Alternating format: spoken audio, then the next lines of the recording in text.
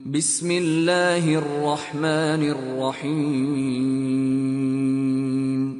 جن لوگوں کو ہم نے کتاب عنایت کی ہے وہ اس کو ایسا پڑھتے ہیں جیسا اس کے پڑھنے کا حق ہے، یہی لوگ اس پر ایمان رکھنے والے ہیں، اور جو اس کو نہیں مانتے وہ خسارہ پانے والے ہیں۔ وہی تو ہے جس نے تم پر کتاب نازل کی، جس کی بعض آیتیں محکم ہیں اور وہی اصل کتاب ہیں، اور بعض متشابہ ہیں۔ تو جن لوگوں کے دلوں میں کجی ہے وہ متشابہات کا اتباع کرتے ہیں تاکہ فتنہ برپا کریں اور مراد اصلی کا پتہ لگائیں، حالانکہ مراد اصلی خدا کے سوا کوئی نہیں جانتا۔ اور جو لوگ علم میں دستگاہ کامل رکھتے ہیں وہ یہ کہتے ہیں کہ ہم ان پر ایمان لائے، یہ سب ہمارے پروردگار کی طرف سے ہیں، اور نصیحت تو عقل مند ہی قبول کرتے ہیں۔ اے پیغمبر، لوگوں سے کہہ دو کہ اگر تم خدا کو دوست رکھتے ہو تو میری پیروی کرو، خدا بھی تمہیں دوست رکھے گا اور تمہارے گناہ معاف کر دے گا، اور خدا بخشنے والا مہربان ہے۔ یہ بھی سب ایک جیسے نہیں ہیں۔ ان اہل کتاب میں کچھ لوگ حکم خدا پر قائم بھی ہیں، جو رات کے وقت خدا کی آیتیں پڑھتے اور اس کے آگے سجدے کرتے ہیں۔ بھلا یہ قرآن میں غور کیوں نہیں کرتے؟ اگر یہ خدا کے سوا کسی اور کا کلام ہوتا تو اس میں بہت سا اختلاف پاتے۔ اور جب اس کتاب کو سنتے ہیں جو سب سے پچھلے پیغمبر محمد صلی اللہ علیہ وآلہ وسلم پر نازل ہوئی، تو تم دیکھتے ہو کہ ان کی آنکھوں سے آنسو جاری ہو جاتے ہیں، اس لیے کہ انہوں نے حق بات پہچان لی، اور وہ خدا کی جناب میں عرض کرتے ہیں کہ اے پروردگار، ہم ایمان لے آئے، تو ہم کو ماننے والوں میں لکھ لے۔ اور جب قرآن پڑھا جائے تو توجہ سے سنا کرو اور خاموش رہا کرو تاکہ تم پر رحم کیا جائے۔ مومن تو وہ ہیں کہ جب خدا کا ذکر کیا جاتا ہے تو ان کے دل ڈر جاتے ہیں، اور جب انہیں اس کی آیتیں پڑھ کر سنائی جاتی ہیں تو ان کا ایمان اور بڑھ جاتا ہے، اور وہ اپنے پروردگار پر بھروسہ رکھتے ہیں۔ اے محمد صلی اللہ علیہ وآلہ وسلم اور پیغمبروں کے وہ سب حالات جو ہم تم سے بیان کرتے ہیں، ان سے ہم تمہارے دل کو قائم رکھتے ہیں، اور ان قصص میں تمہارے پاس حق پہنچ گیا، اور یہ مومنوں کے لیے نصیحت اور عبرت ہے۔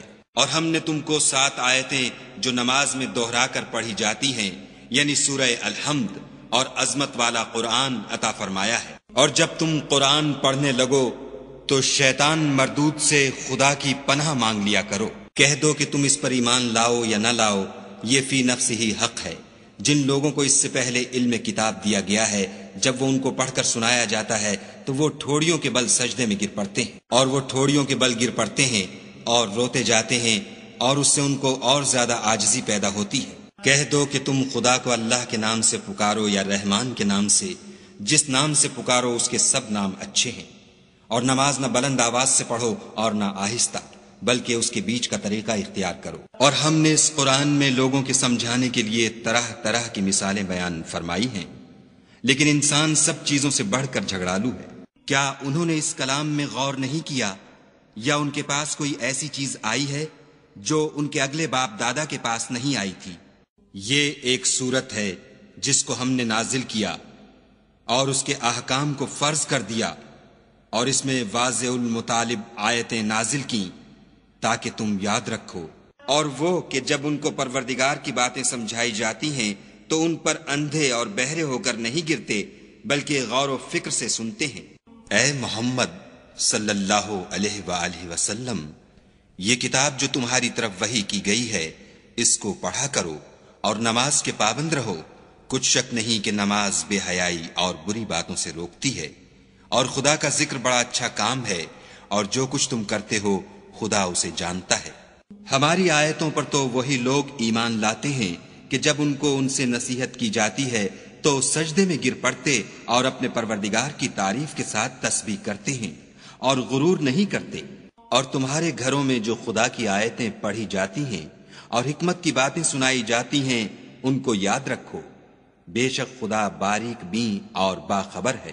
جو لوگ خدا کی کتاب پڑھتے اور نماز کی پابندی کرتے ہیں، اور جو کچھ ہم نے ان کو دیا ہے اس میں سے پوشیدہ اور ظاہر خرچ کرتے ہیں، وہ اس تجارت کے فائدے کے امیدوار ہیں جو کبھی تباہ نہیں ہوگی۔ تم تو صرف اس شخص کو نصیحت کر سکتے ہو جو نصیحت کی پیروی کرے اور خدا سے غائبانہ ڈرے، سو اس کو مغفرت اور بڑے ثواب کی بشارت سنا دو۔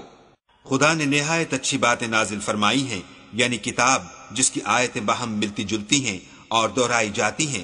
جو لوگ اپنے پروردگار سے ڈرتے ہیں ان کے بدن کے اس سے رونگٹے کھڑے ہو جاتے ہیں، پھر ان کے بدن اور دل نرم ہو کر خدا کی یاد کی طرف متوجہ ہو جاتے ہیں۔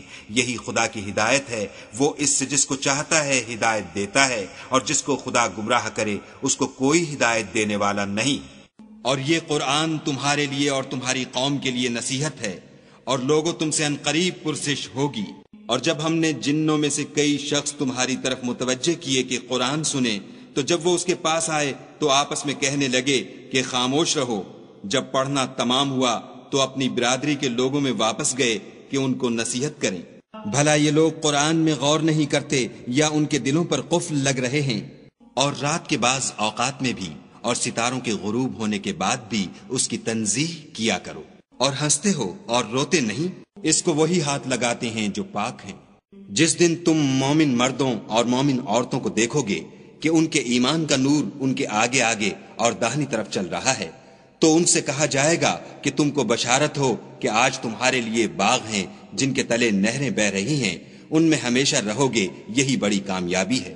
اگر ہم یہ قرآن کسی پہاڑ پر نازل کرتے تو تم اس کو دیکھتے کہ خدا کے خوف سے دبا اور پھٹا جاتا ہے، اور یہ باتیں ہم لوگوں کے لیے بیان کرتے ہیں تاکہ وہ غور کریں۔ یا کچھ زیادہ، اور قرآن کو ٹھہر ٹھہر کر پڑھا کرو۔